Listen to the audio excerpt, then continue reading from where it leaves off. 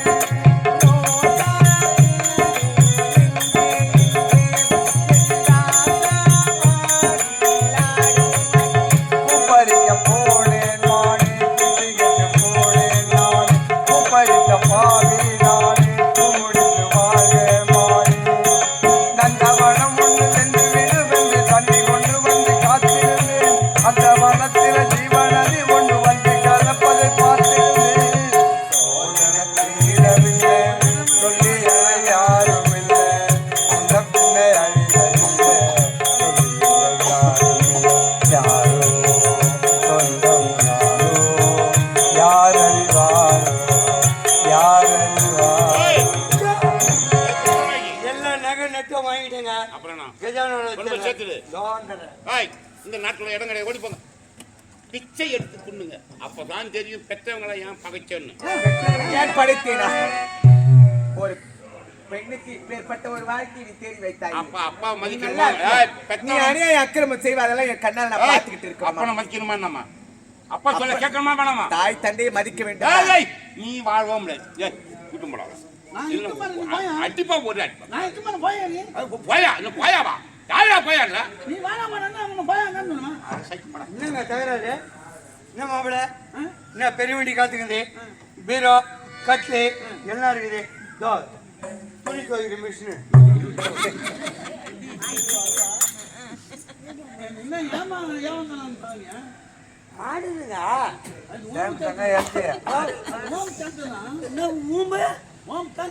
ஓம் தேட்டரா அதுவும் நான் வாங்கி வச்சுக்கிறேன். என்ன இருக்குது பாரு, உனக்கு கொடிக்கிறதுல இருந்து மின்னல் வாட்டர் இருந்து கொடுத்து அனுப்புறோம். ஆமா, மின்னல் வாட்டர் எல்லாத்தையும் கொடுத்து அனுப்பிச்சியா. என் குழந்தைக்கு எந்த குறையும் நடக்கூடாது. பார், உனக்கு பெரிய வண்டி வாங்கி கொடுக்க முடியாது, வெயிலில் போவ அப்படின்னு சொல்லிட்டு பத்தியா. இங்கே பார் பஸ்ஸு நல்லது, உன் வண்டிக்கு தெரிஞ்சுக்க. கம்பெனிக்காரன் முதங்க வருவான், அவர் தான் அழிஞ்சு போறாரு. நீ கூட அழிஞ்சு போறீங்க. நான் இப்படிதான் அழிய போறேன்னா சீக்கிரமா அழிஞ்சுதான் போப்பேன். அன்னைக்கு தெரியணும். என்னைக்கு அப்பங்கிட்ட வார்த்தை ஊட்டியே உன் தயவு இல்லாம வாழ்ந்து காட்டு. நான் இப்பொழுது சொல்கின்றேன், என் தாய் இருக்கின்றார். எந்த தாய்? அந்த மாதா இருக்கின்றார். ஓஹோ, அந்த மாதா இருக்கும்போது எனக்கு என்ன, அந்த ஆண்டவன் இருக்கும்போது எனக்கு என்ன? அப்படி பார்த்துக் கொள்ளதான் போகின்றார். நீ சொல்வதற்கு மணி அடிக்கிறது சரியாகுது. உண்மைதான். மாதா கோயில் பார்ப்போம், அதையும் பார்க்கலாம். என்னங்க மகேஸ்வரி என்ன உன்னுடைய தந்தையினுடைய ஆக்கினைக்கு பயந்தது கழுத்திலே மாலை அணிவித்தேன் தவிர அப்படியா? உன்னை விரும்பி நான் ஏற்றுக்கொள்ளவில்லை. ஆகையினால் உன்னுடைய அழகுக்கும் இலக்கும் தகுந்தவன் நான் அல்ல. வேறு ஒரு நல்ல ஆடவனை பார்த்து திருமணம் செய்து கொண்டு சந்தோஷமாக வாழ்ந்து அத்தான்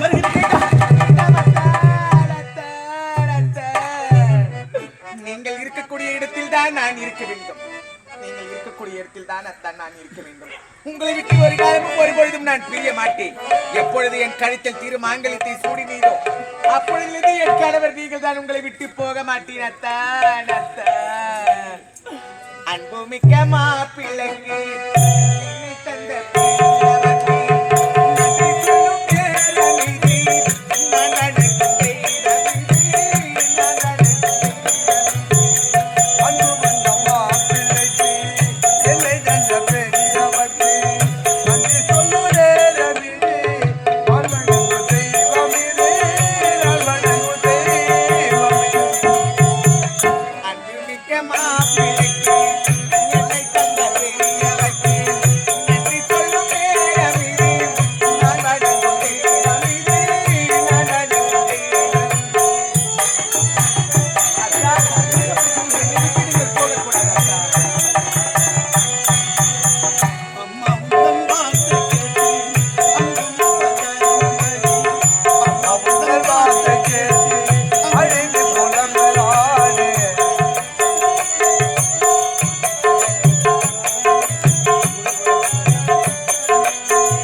அம்மா உந்தன் வார்த்தை கேட்டு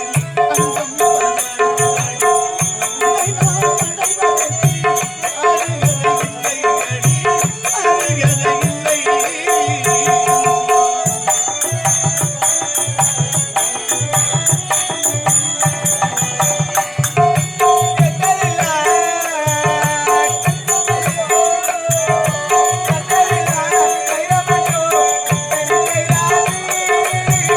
கைராதி கைராதி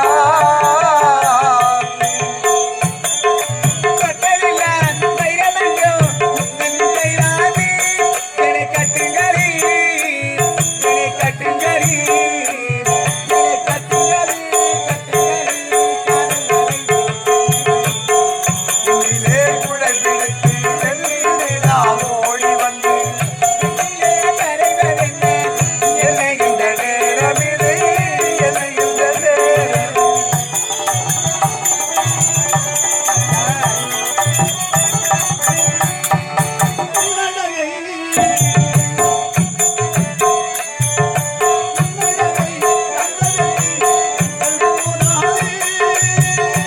போதாது போதாது.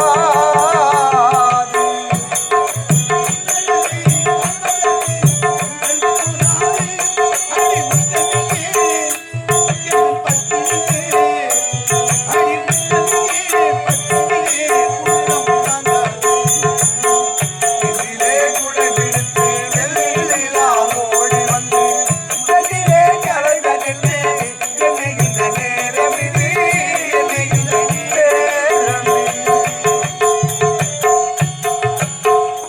அத்தான், எனக்கு ஒரு சந்தேகம். ஆனால் என்ன சந்தேகம்? உங்களை ஒன்று கேட்கலாமா?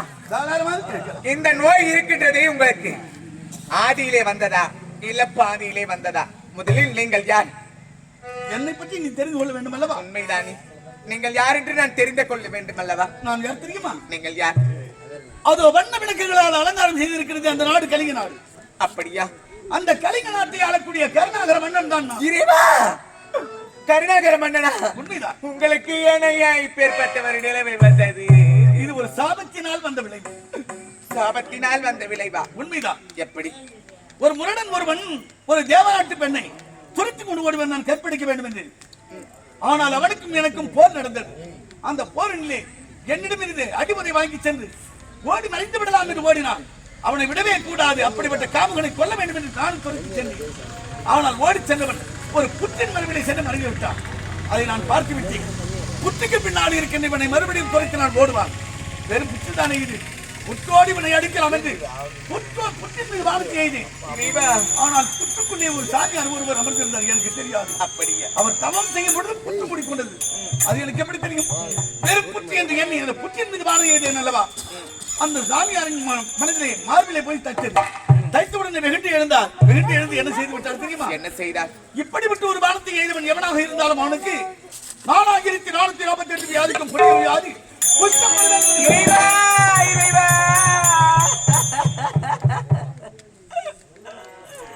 ஐயோ, இப்பேற்பட்ட ஒரு சாபத்தையா கொடுத்து விட்டார். இந்த சாபம் தீர்வதற்கு வழியே கிடையாதா? அவர் காலிலே விழுந்து அழுது புரண்டி அவர் மறுபடியும் நான் கலைஞாட்டை ஆளக்கூடிய மன்னன் என்று தெரிந்த பிறகு நீதி நேர்மை தவறாதவன், ஆனால் உனக்கு நான் சாபத்தை கொடுத்து விட்டேன். இந்த குஷ்டம் நீங்க வேண்டும் என்றால் உனக்கு அழகான ஒரு பெண்ணை பார்த்து கற்புள்ள நங்கையை நீ திருமணம் செய்ய வேண்டும் இந்த உருவிலேயே. அப்படி அவனுடைய துணிவோடு புனித வெள்ளி என்று சொல்வார்கள் அல்லவா? புனித வெள்ளி. ஆமா, வருடத்துக்கு ஒரு நாள் வரும். உண்மைதானே? அந்த மேரி மாதாவுக்கு உகந்த நாள். அந்த புனித வெள்ளிகளே மேரி மாதாவை நீயும் உன்னுடைய மனைவியும் கண்ணார தரிசித்தால் உங்களுடைய குஷ்டம் நீக்கும் என்று தெரிவித்தார். கௌரி விரதத்தோடு தான் இருக்கின்றேன். இன்றுதானே புனித வெள்ளி. ஆமா, இந்த நல்லாளிலே அந்த மேரி மாதாவை எப்பொழுதே அழைக்கலாம். நான் அழைத்தால் கண்டிப்பாக இங்கு வருவார். அழைத்து விடுங்கள் சுவாமி. அம்மா, தாயே, நீ பெற்ற மகள் அழைக்கின்றேன் தாயே. அம்மா, அம்மா, ஆரோக்கிய தாயே. அம்மா, அம்மா,